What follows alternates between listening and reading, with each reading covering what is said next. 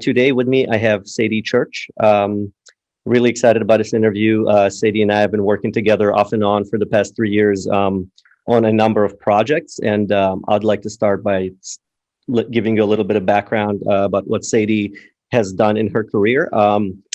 She went to Park University where she studied She received the Communication of Arts and Journalism degree, after which she worked as a education coordinator for a number of years.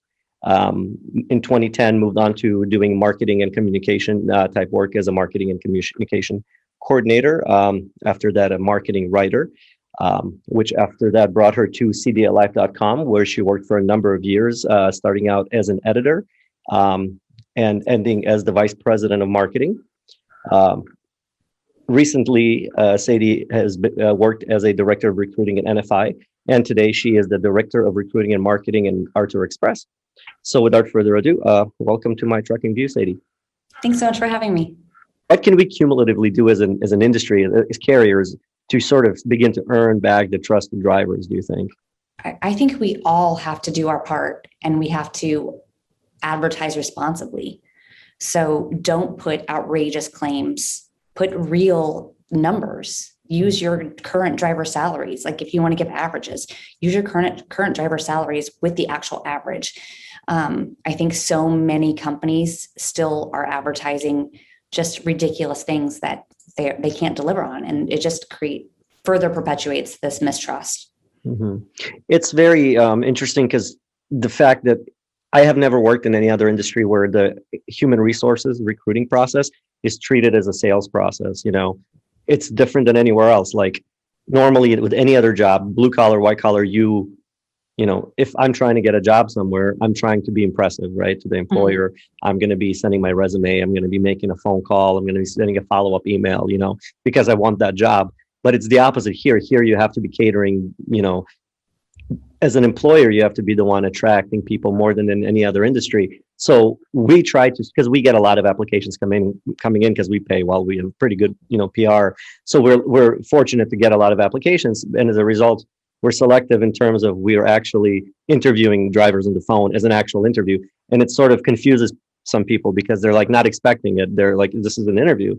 Like you have to pass. Yeah, you have to pass the interview and you have to pass a road test and orientation." Do you ever see that changing where like companies maybe will no longer need to be this desperate and maybe things can kind of turn around like a normal industry might be? Not unless more people start joining the industry. Right now, there are really just more driver jobs than there are drivers available. And I don't think that's going to change. It's kind of discouraging, I think, for a new driver, because I'm in like dozens of forums and I'm very active, just mostly reading, but commentary and questions between like a driver with 6 months of experience and some guy that has 20 years. And a lot of the time you see the guy with the 20 years just kind of putting down the guy with 6 months. Yeah. And it's super discouraging from, like joining the industry. Everyone's going to retire. Trucks are still going to be here. So, what can we all do about encouraging younger people in their, mid-20s to join an industry that historically is not very like sexy, to be honest? Yeah, I think that's a really good question and something I've thought a lot about. And I remember vividly when early days CDL-Life, when we were first setting up some of our campaigns, back when you could target, when Facebook was very generous with their targeting, and you could do, specific ages, all of that. And I remember us having this discussion, like, why would we want to reach people under the age of 23, right? And I remember us walking through this. Why would we want to target someone who's 16, right? We were kind of edgy at the time. We would post some, somewhat graphic videos, obviously, within reason, but stuff that was somewhat racy. But then we kind of shifted to saying, okay, well, how do we capture that next group of drivers coming in and start to earn that trust with them, at an early age, where we build that relationship with them, and then they see us as their primary source of information.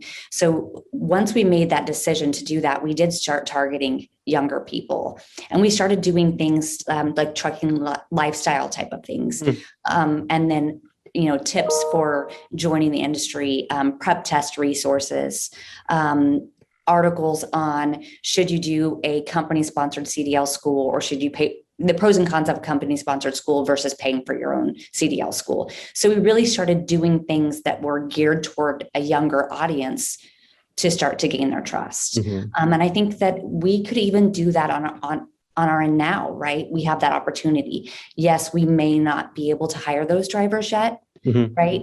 But what if we could start showing them our culture, start showing them. I actually have a video from a driver that I'm getting ready to post. He had this really awesome trip. He runs a really good route it's a big loop, but from St. Louis to Kent, Washington. And he always takes his 34 there's this pull-off spot on the river, and he goes fishing. And he takes his 34 and he fishes and he cooks on the grill while he's hanging out. And he's like, this is fun for me, right? Yeah. He's like, I get to see the country, I get to fish, I get to, do all these different things, and I get to make great money. Yeah. So it's us starting to tell those stories of what a driver's life actually looks like, or what it can look like. So I do think there are things we can do to shine a better, more positive light on the industry and the profession.